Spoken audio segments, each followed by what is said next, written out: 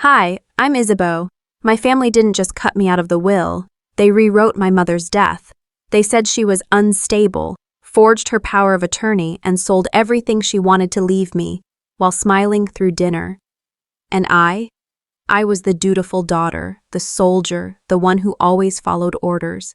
Until silence became betrayal. I started asking questions they never wanted answered. What if everything you believed about your family was a lie dressed in Sunday best? And what would you do if the people who raised you were also the ones trying to erase you? I hadn't been home in years, not since my last deployment. Missouri had a way of feeling smaller each time I returned, like the roads shrank behind me, unwilling to let me leave but never wide enough to welcome me back. It was spring, too green, too bright, too full of life for a day marked by death. The old family house looked the same, though the siding had faded and the front porch sagged just a little more than I remembered. A sea of black dresses and dark suits moved like shadows across the yard. I could hear the forced whispers of condolences before I stepped out of the car. They weren't for me, they were for her, for my mother. Inside, everything smelled like lemon polish and yesterday's coffee. The living room buzzed with the dull murmur of people who were here more out of obligation than affection. I moved through them, like a ghost, barely acknowledged. I noticed photos on the mantel. Callista's graduation, Callista's wedding, Callista holding her baby.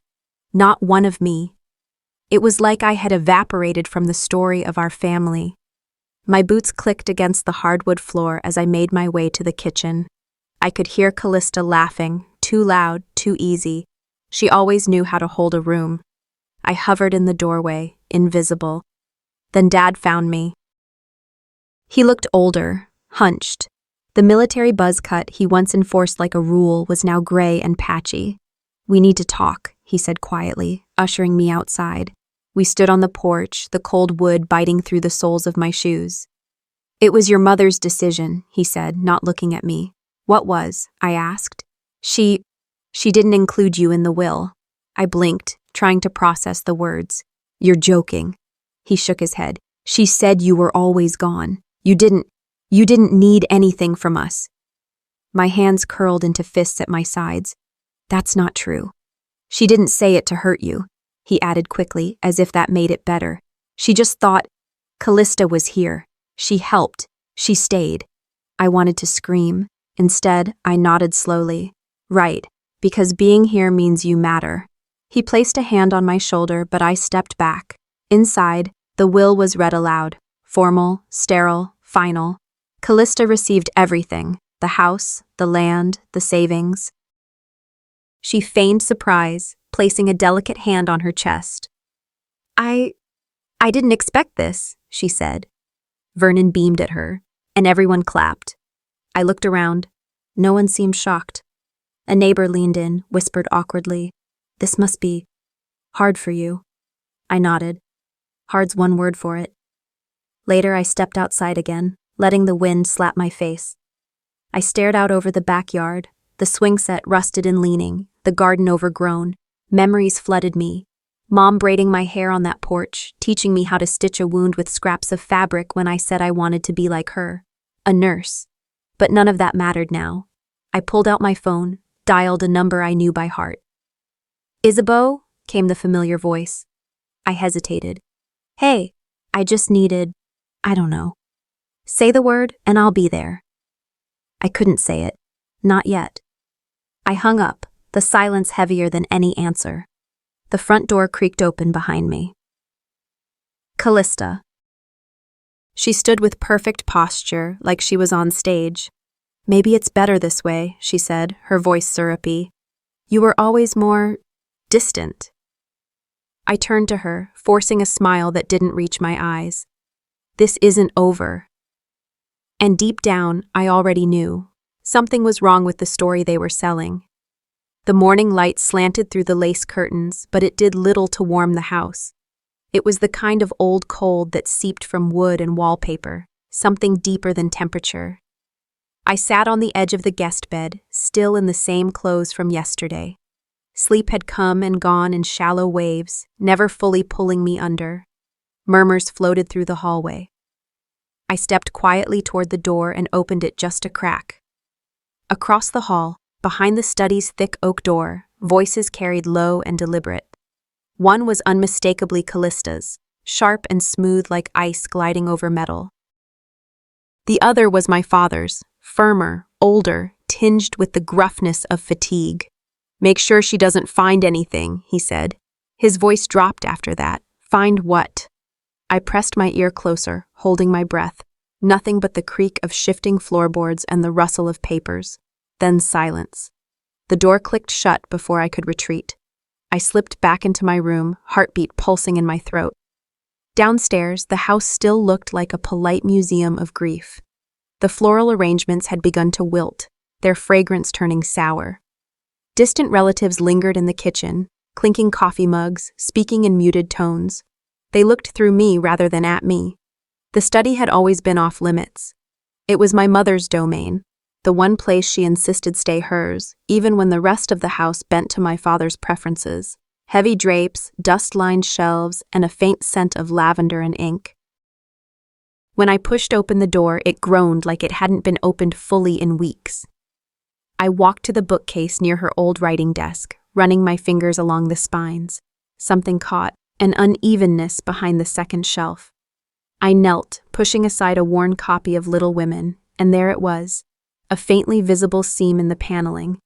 I pressed against it. It gave way with a soft pop. A safe. Old-fashioned. No digital keypad. Just a dial. Black with tiny white numerals, like a relic from another decade. My breath caught. There was something here. Something someone didn't want me to find. I didn't try to open it. Not yet.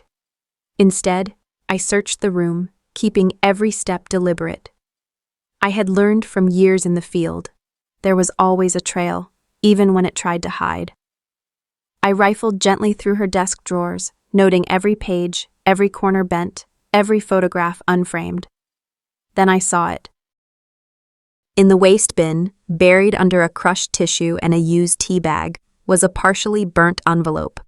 The corner was crisp, untouched by flame, and bore a familiar mark, my mother's personal letterhead. But the watermark was off, slightly misplaced. Too bold.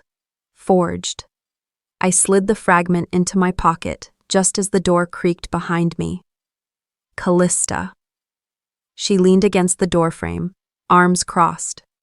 "You shouldn't snoop around what's already settled, Isabeau." Her smile didn't reach her eyes. She was dressed immaculately, as always, like a catalog version of propriety. I returned the smile, just as hollow. "Just revisiting old memories," I replied. She tilted her head, scanning me like one of her department store mannequins. "Let them rest." When she left, I pulled out a small notebook from my duffel bag, the one I'd carried with me during deployments. I started writing, not about the war, about the safe, the letterhead, the voices behind doors, patterns. This was no longer about emotion, it was strategy now. My training had taught me to survive in chaos, but it also taught me to look beneath the obvious. My mother didn't just exclude me. She was erased, too. I heard footsteps behind me and closed the notebook. "Morning," my father said, startlingly cheerful. "Thought you might be heading back to base today." I turned slowly, keeping my expression even. "Not yet." He nodded, too quickly. "Well, don't let all this weigh you down. No use lingering where you're not needed, kid." "Kid." I nodded, letting the word hang. "I'm not going anywhere," I said. "Not yet." The attic door creaked louder than I remembered, as if warning me back into silence. Dust spiraled in the thin shaft of gray light that crept through the stained window at the end of the narrow hallway. I stood there, hand hovering over the doorknob, wondering if it was the house or my own nerves whispering hesitation into my ear. Still, I turned the knob. The attic smelled of mothballs and forgotten holidays, trunks stacked like broken monuments, boxes with yellowed tape, and a rocking chair draped in a sheet, all of it frozen in time.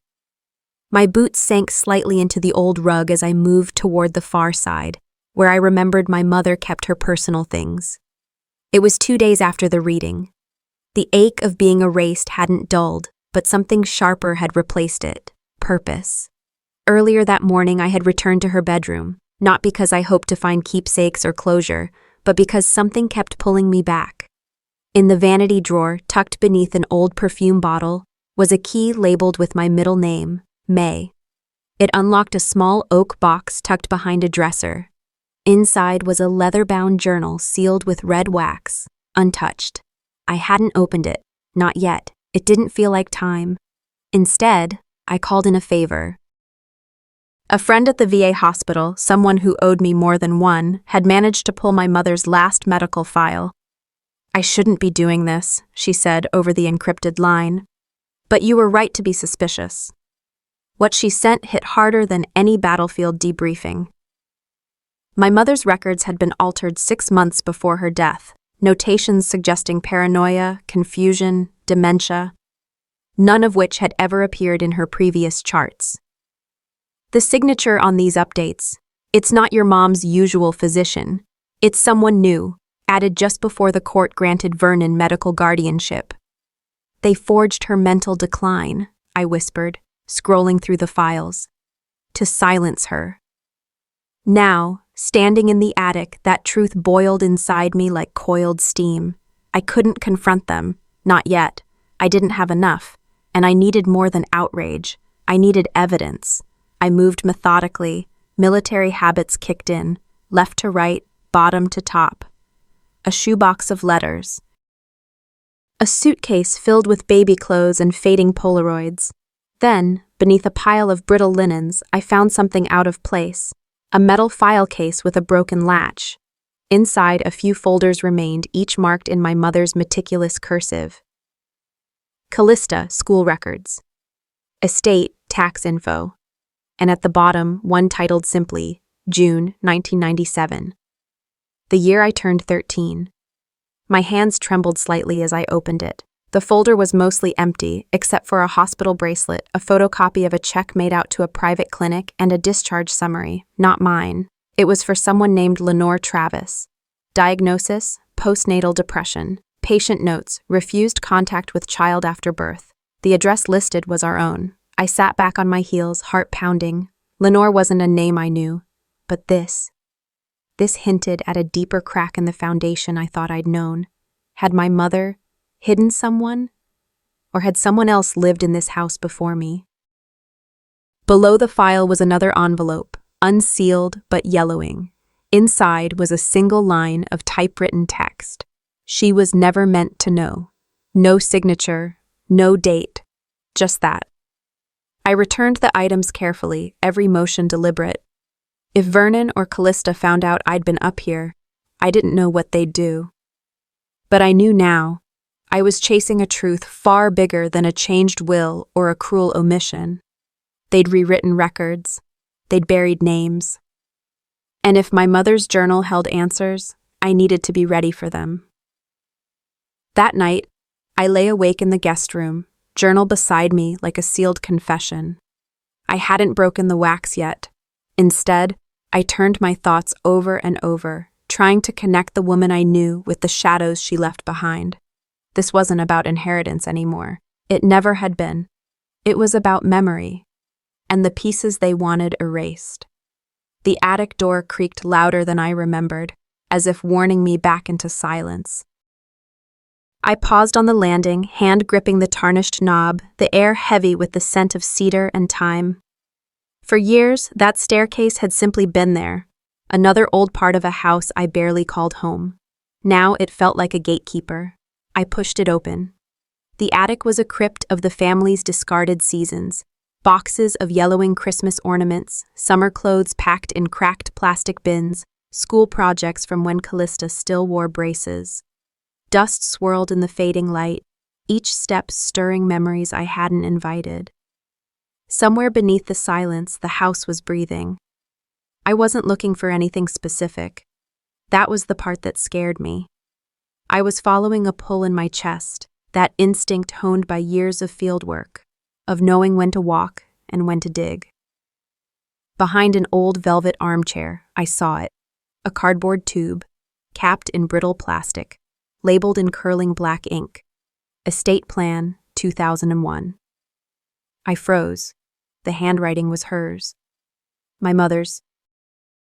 I opened it slowly, the old paper crackling like dry leaves. A full layout of the house unrolled, edges curled, corners darkened. Red ink scrawled across the blueprint like veins, notes, questions, circles. Ask John about witness signature. Why remove back corridor clause? And one line, boxed in firm strokes near the guest room. Keep this where he won't think to look.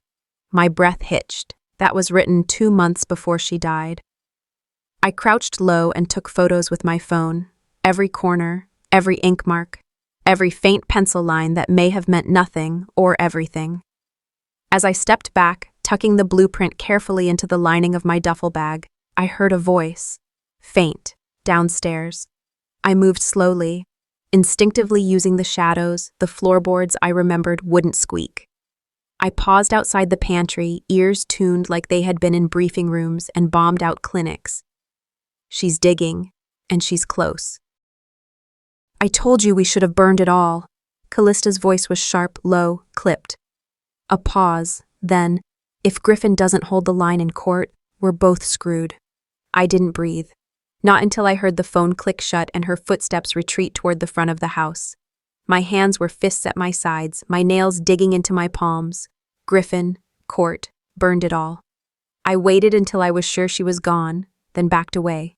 Each sentence was etched into me now, like coordinates. Later, sitting on the edge of the attic hatch with the ladder still pulled down, I opened my notebook and began to write. Not thoughts, evidence, blueprint notes, photographed, Callista's phone call, overheard, Griffin, unknown variable, potential legal contact, immediate next steps, secure digital copies, identify Griffin, don't confront. In combat, we were taught, never interrupt your enemy while they're making a mistake, but also, never underestimate how fast they can correct one. Vernon had once told me I was always too slow to act, too cautious. Maybe that's why they thought they could pull this off. But I wasn't cautious, I was precise. I picked up the phone and scrolled to a number I hadn't used since leaving the service. When he picked up, I said, I need access to a secure scanner, tomorrow. His only reply, send location, I'll be there by 9. I hung up and unrolled the blueprint again, smoothing it across the attic floor, watching the ink glow under the lamplight like a trail of blood. I woke with tension in my chest, the kind that doesn't let you lie still. Outside, the sun had climbed high enough to peel back the last shadows of morning, but inside our home, it felt like twilight. I dressed in the uniform I kept pressed in the closet, the one I wore when I used to feel strong and sure of what I believed. Now, wearing it felt like armor. I walked into the dining room. Dad stood at the head of the table, Callista by his side. The table was set simply, white cloth, fresh flowers, but every chair held its own weight of expectation. The air smelled of baked bread and burnt coffee. I asked for this meeting, I said quietly, but enough that their eyes lifted from plates to me. We need to settle something. Callista offered me a measured smile. Isabeau, she said, you look like you've come to declare war. I placed 3 items on the table, a photograph of the blueprint I found, the fragment of the letterhead, and a small stack of my notebook pages, meticulously logged observations. You've tried to erase me from everything, I said, my voice steady though my heart rattled, but I remember every detail. Dad folded his hands. He tried to mirror calm. You make accusations, he said, without proof. I didn't let that go unanswered. I have proof, I said, sliding out blurry photos of annotations on the blueprint. And this letterhead fragment? And this, I tapped the notebook, record of every oddity, missing signatures, contradictory notes, begging questions you've never answered. Callista's smile faltered. Those are rumors, she said. You're spinning stories. I leaned in. Rumors don't explain why the power of attorney document changes date during Mom's ICU admission. Rumors don't explain why your name is on everything she supposedly wanted you off of. Silence fell. The smell of coffee turned sour. The sun streamed in and hot waves warmed the room uncomfortably. Then Dad's voice, low and dangerous. Don't force me, Isabeau. I didn't step back. I'm done staying quiet. I left before they could respond. The papers tucked in my bag, the blueprint photos saved to my phone. I needed outside validation now. Legal records, town office, whatever it was, I couldn't depend on apologies or denials. At the public records office, I sat across from a clerk behind glass. She looked at me professionally, neutrally. I slid over a copy of the mother's power of attorney that I had obtained from memory, then 2 versions more, one from the hospital's archives, another from a document binder in Dad's desk. The clerk frowned. "These 2 are notarized," she said, tapping version number 2. "But look here," she pointed to the stamp. "This one has a time stamp that doesn't align with hospital records. The other version was notarized when Delphine was already admitted, but her wristband marks her as still lucid in the earlier file." I felt my breath catch. "You're sitting on dynamite," she said softly. "If this was presented in court, someone has to explain how handwriting, timestamp, and witness statement all deviate." Outside, I felt the sky crack open with heat. The air felt heavy, expectant. I didn't rejoice. Justice doesn't feel like joy at first. It feels like the weight of what's right pushing you forward. Driving home, I rehearsed what I would say if Dad or Callista confronted me. But I didn't want more confrontation. I wanted recognition.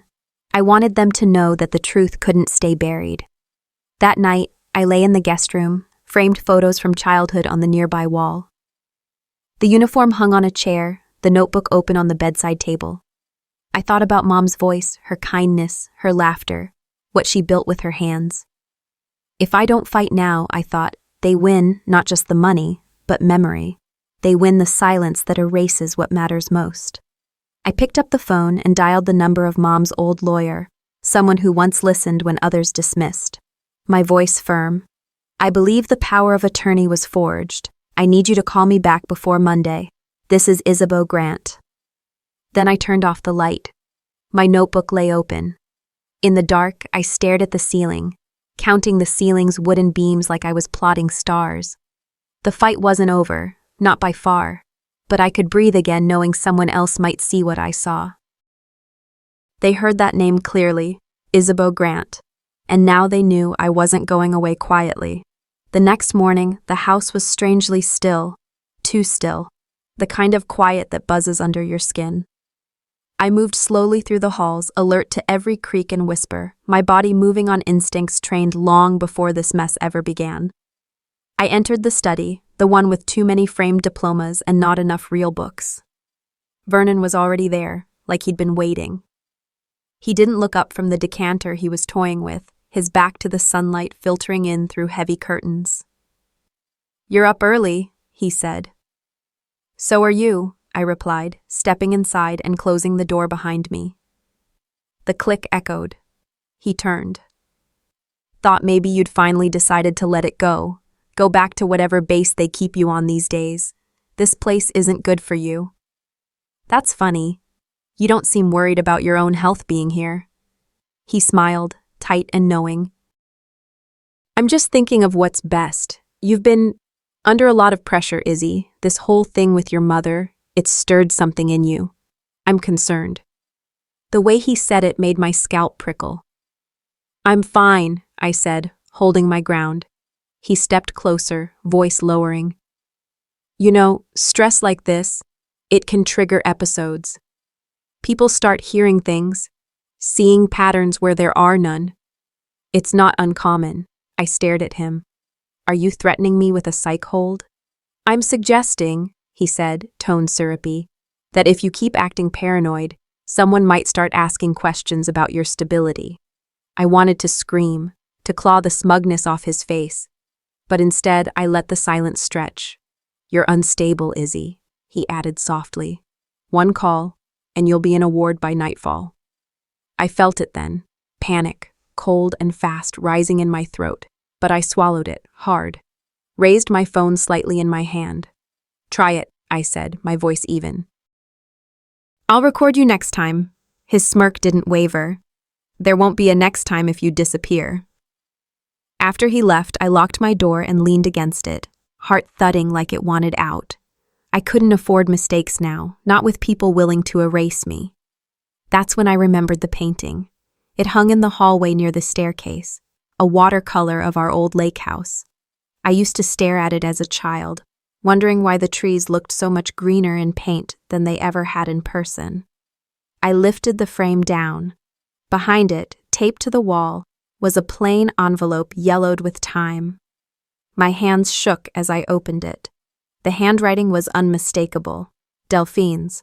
Isabeau, if you're reading this, then I've failed to protect the truth in time. Please don't believe Vernon or Callista. They have plans.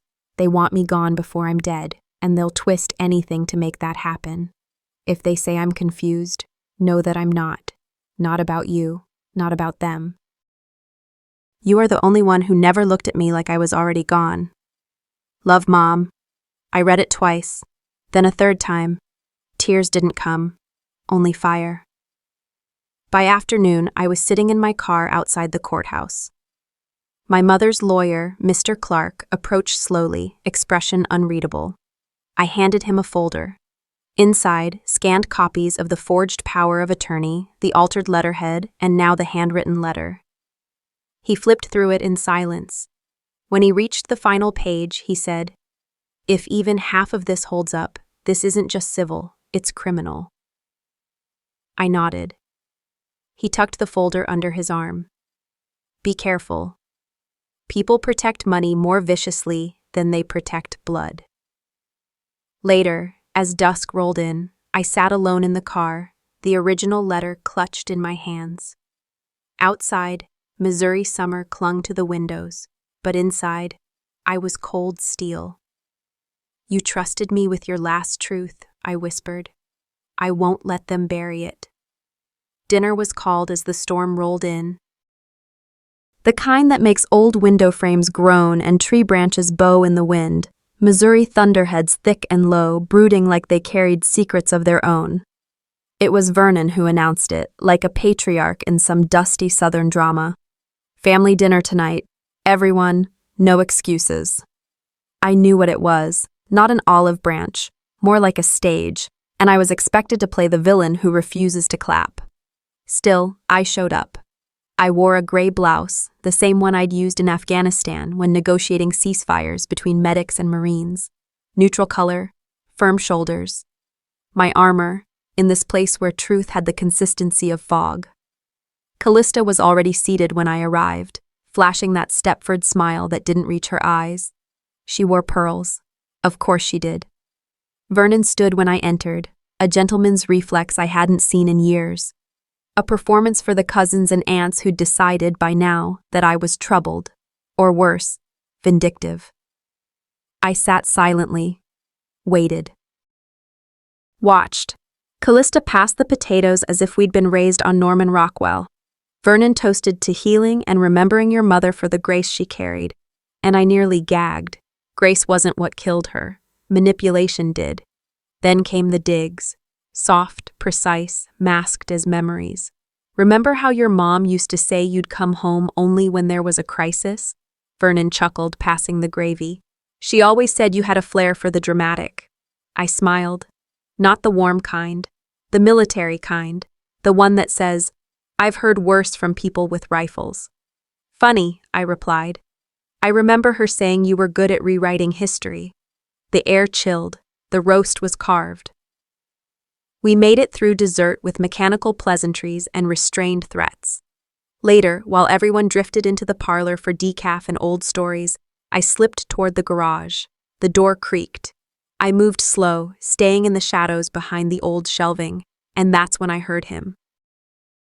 Vernon's voice, low and sharp, on the phone.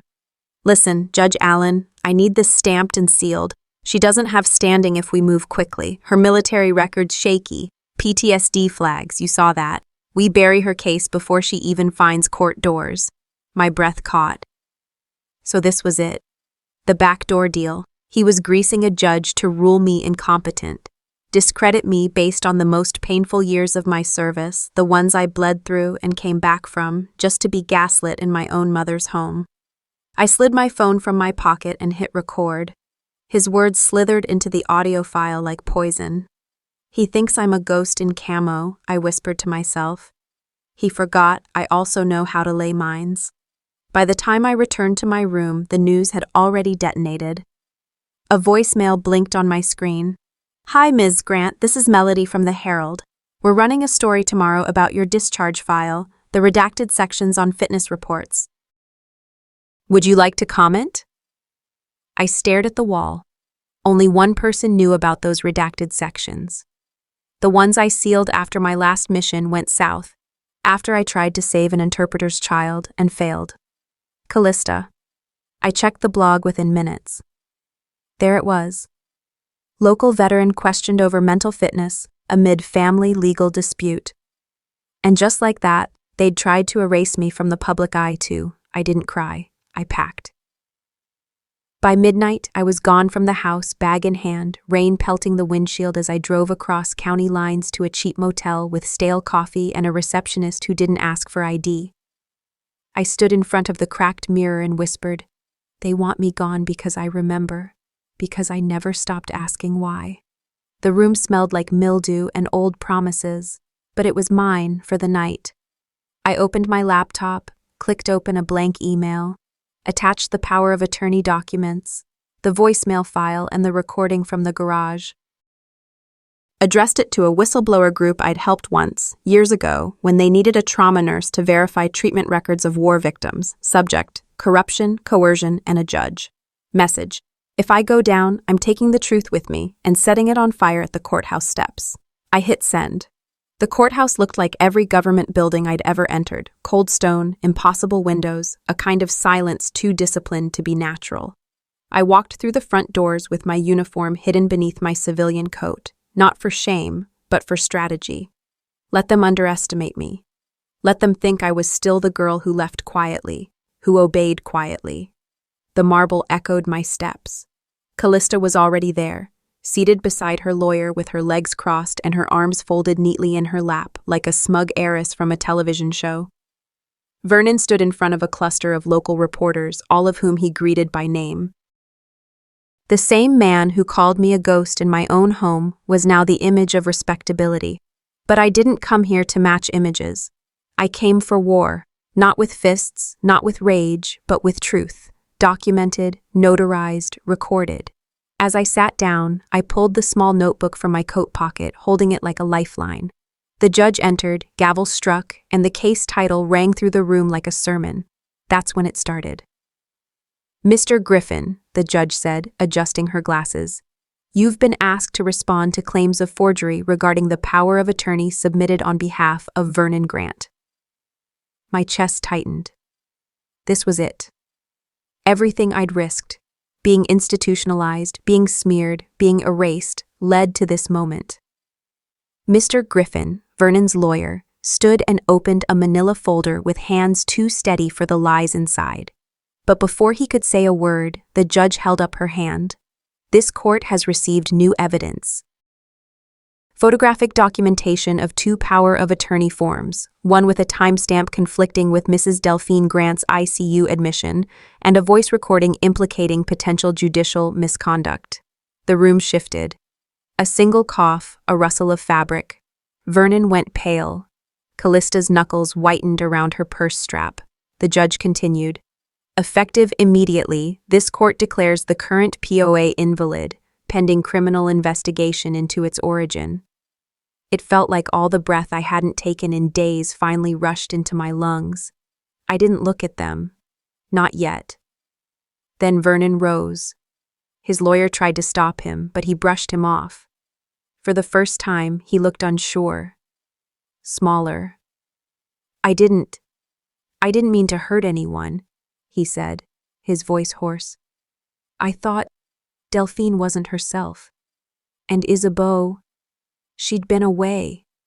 It felt logical. Logical. Like grief had a protocol, like daughters had expiration dates. But the signatures," the judge began. He blinked hard. "Maybe I was trying to protect the family, but I went too far.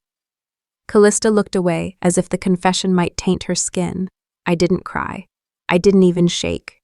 I stood when they called my name, walked to the witness stand, and opened my notebook. I spoke clearly, not of revenge, but of patterns, of locked safes, of burned letterhead, of whispered phone calls and misplaced dates, of a mother who was lucid enough to write letters, but never trusted enough to be believed. I ended with one line: if not for the records I kept, I would have been buried alongside her truth. The room was silent. I didn't need applause. I needed the stillness to mean something. When court adjourned, the wind outside had picked up, as if the storm waited until it heard the truth. Cameras flashed, microphones rose. A woman with bright lipstick and a trembling voice called out, "Isabeau Grant, what will you do now?" I paused at the top of the courthouse steps. Then, slowly, I answered. Now. I claim not only my inheritance, but my name. The morning after the trial was too quiet. My house, once a sanctuary, felt hollow, like everything inside had taken a breath and never exhaled. I stood in the living room, bare feet on the cool wooden floor, the weight of it all pushing against my chest. Outside, birds sang. The irony of their carefree melodies wasn't lost on me. Maeve knocked gently before entering, holding a small paper bag and a thermos of coffee. "You need to eat," she said without preamble. Her kindness settled over me like a warm blanket I didn't know I needed. "I'm not hungry," I whispered, eyes fixed on the stained glass reflections the morning sun cast through my front window. She just smiled sadly, placing the bag on the coffee table. Rowena sent a message. "It's up." I didn't have to ask what she meant. I walked to the laptop and clicked the link she'd forwarded. My mother's face filled the screen, pale, weary, but unwavering. She spoke with grace, explained the lies, the fear, the coercion, spoke my name like a prayer. It wasn't polished, it wasn't perfect, but it was Delphine, and it was real. Her voice wrapped around me like a shawl I hadn't worn in years. I watched it twice, then 3 times, and still, I wasn't ready to close the browser. By noon, I couldn't avoid the ripple. The video had spread, faster than I imagined. Social media posts, town forums, even the local radio station played clips. I stepped out to check my mailbox and was met with a neighbor's quiet, "Good for you, Isabeau." Callista wasn't silent for long. I received a single text. "You think this fixes anything?" It didn't. But it cracked things open, and cracks let light in. By afternoon, news vans were parked 3 blocks away from my driveway. I declined interviews. The truth had been said. It didn't need my performance. Still, the truth had a price. At the grocery store, an elderly man I didn't recognize shook his head. "That's family business. Should have stayed quiet." Minutes later, a young woman touched my arm and whispered, "Thank you for standing up." It was a day of contradictions, vindication tinged with discomfort, grief wrapped in justice. Then came Callista. She cornered me near the park, her eyes blazing. "You ruined everything. Our name, our privacy, everything." "Our name?" I said. "Or your version of it?" She glared. "You never knew how to be silent." "You mean obedient?" She didn't respond, just turned and stormed off, her heels clicking on the pavement like punctuation marks to an argument she knew she'd lost. Vernon didn't reach out directly, but word got around. He'd gone quiet, not even attending his regular Tuesday breakfast club. Some defended him still, others not so much. Later that evening, I met with Mr. Clark again. "You understand," he said carefully, "this might go beyond a state court. Criminal forgery charges, obstruction, perjury. It won't be fast." "I'm not asking for fast," I said. "Just right." That night, under the stars, I drove to the lake house ruins. Rowena and Maeve met me there, arms full of garden flowers. Others arrived too, friends of Mom, former co-workers, even a few old church members. We placed candles and photos where the front porch used to be, stories spilled like honey. My mother as a young woman singing at summer picnics. Her recipe for cherry pie always missing one secret spice she never told. Her laugh, loud, reckless, unforgettable. When my turn came, I held a single rose and said simply, "She trusted me with her final truth. I promised to live it." As people dispersed and the stars grew bolder, I reached into my bag and found it. My mother's sealed journal. I hadn't opened it until now. Inside, pages danced with thoughts, reflections, doodles even. But near the back, her final entries stopped being about property or betrayal. They were about me.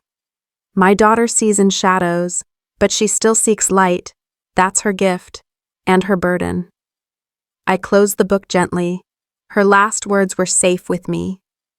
I wake before dawn.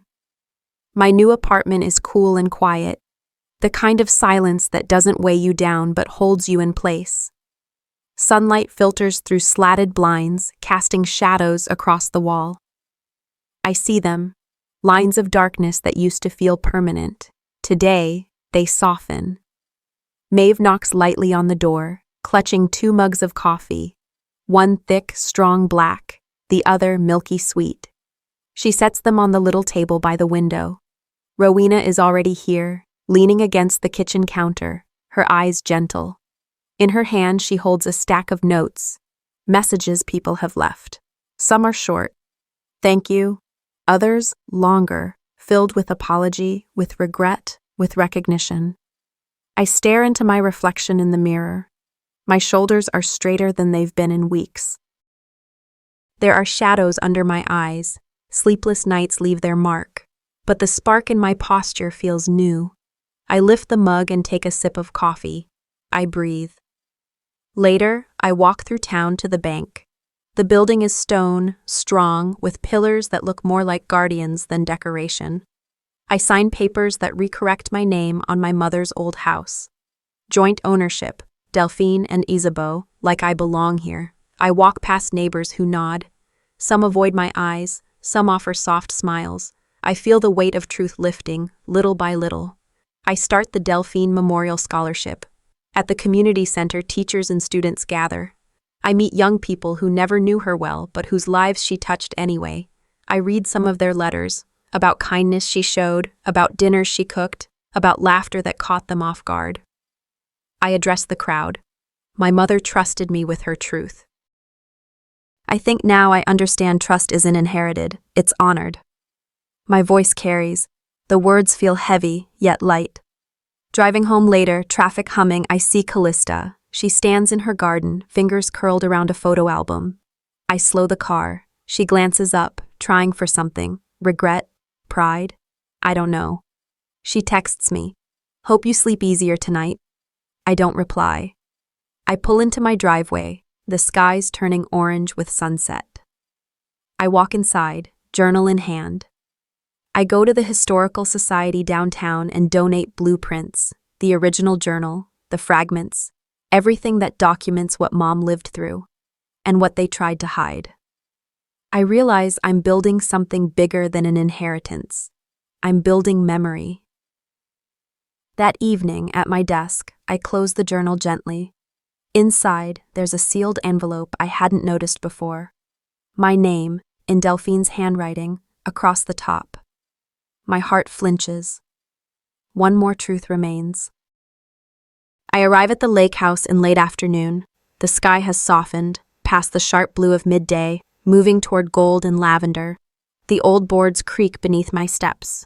Maeve and Rowena are already inside, seated in the living room where dusty light falls through cracked windows onto floorboards and scattered photographs. It still feels like a place suspended between memory and decay, but today something feels different, more quiet power than fear.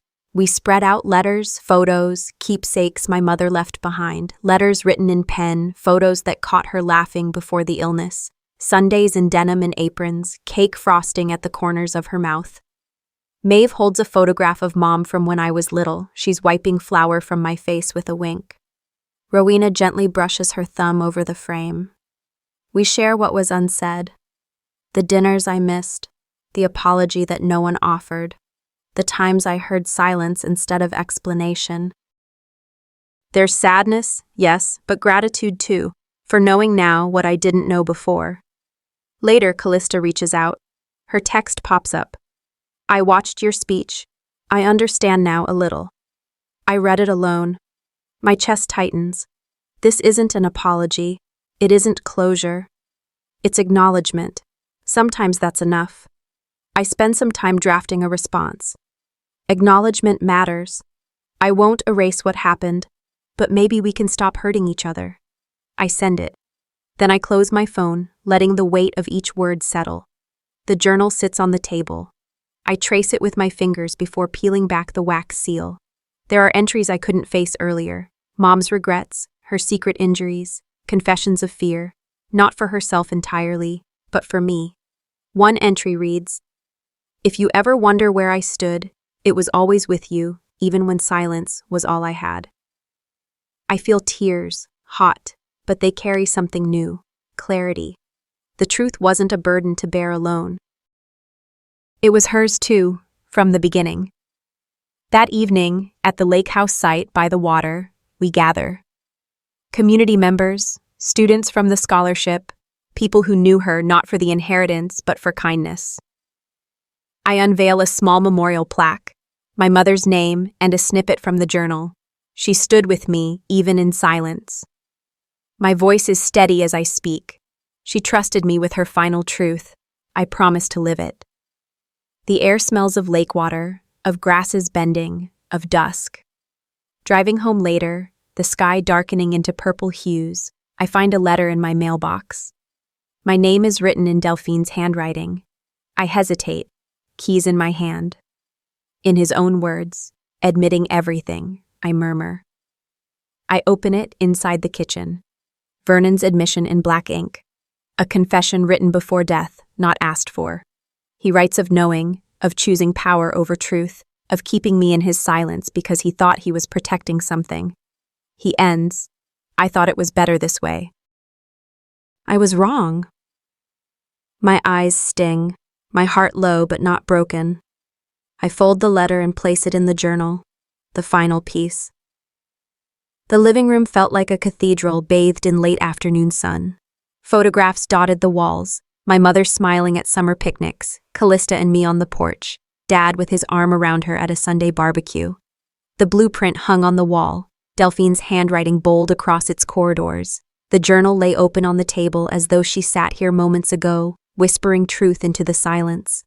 I stood before the gathered crowd, neighbors, community members, the press, Maeve, Rowena. Even Callista and Vernon had come, faces familiar and strained by months of change. My voice shook not from fear, but from the weight of what I was about to do.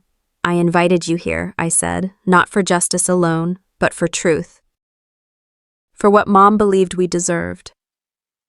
I lifted a sealed envelope, not just any letter, but one Delphine insisted be kept sealed until this very moment. Its edges were worn, the paper yellowed by time, her name handwritten across the front. "I want you to hear what she said." I broke the seal. Inside were lines I never expected. Not merely apologies, but admissions. Not just regrets, but revelations. She had known of the forged will. She had suspected the POA was tampered with. She named people, witnesses, attorneys, families who had pressured her. She wrote that she left the original will in a safe place, but it was moved. That someone close had convinced her that silence was safer. She ended with this: "Make them remember the daughter who stood for me." My heart swelled, then hardened. This wasn't just paper, it was vindication. I turned to the judge who stood among them, quietly observing. I held up the original will, blueprint, the letter. "This is not just property or money," I said. "It's history, my mother's voice, my name. We demand every document reflect what was always true." Vernon's shoulders sagged. Callista swallowed hard. The room stilled. Under the setting sun, I walked outside to the courthouse steps. The sky split gold and pink, as if the world exhaled. Flashbulbs popped. Microphones raised.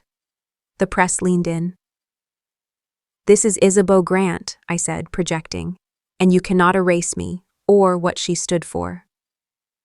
People murmured. Some cheered, others shifted. But in their faces, I saw a change. Not just in them, but in me. I felt legitimate, unburied, sure. Night fell. The blueprint, journal, and Mom's letter found a safe home at the local historical society. They will stay there, not as evidence, but as witness, as reminder, as legacy. I closed the journal, sliding the final letter inside its pages. I pressed it shut with a calm I didn't feel at the start, but that has grown in me with each memory, each challenge. And as darkness fell, I finally felt free. Sometimes what we inherit isn't wealth or land, but silence, pain, and questions left unanswered. For me, justice wasn't about winning a courtroom battle. It was about honoring my mother's voice and finding my own. I learned that truth has its own pulse. It doesn't die in darkness. It waits patiently for someone brave enough to carry it forward. If you've ever been dismissed, underestimated, or told to stay quiet when you knew something wasn't right, this story is for you. Let it remind you, you are not alone. Even in betrayal, we have the power to rewrite the narrative, not just for ourselves, but for those who come after us. And sometimes, healing begins when we stop asking for permission to be heard. So what would you do if your name, your legacy, was nearly erased? What would you fight for, even if you stood alone? I'd love to hear your thoughts. Drop a comment below. Type 1 if this story touched your heart, or tell me where you're watching from. And if it didn't resonate with you, that's okay too. Let me know why. Your voice matters here. If this video moved you, inspired you, or made you think, please consider subscribing to this channel. There are more true emotional stories coming. Stories that remind us of the strength we carry and the power of truth when it finally speaks. Stay brave, stay loud, and stay with us for the next story.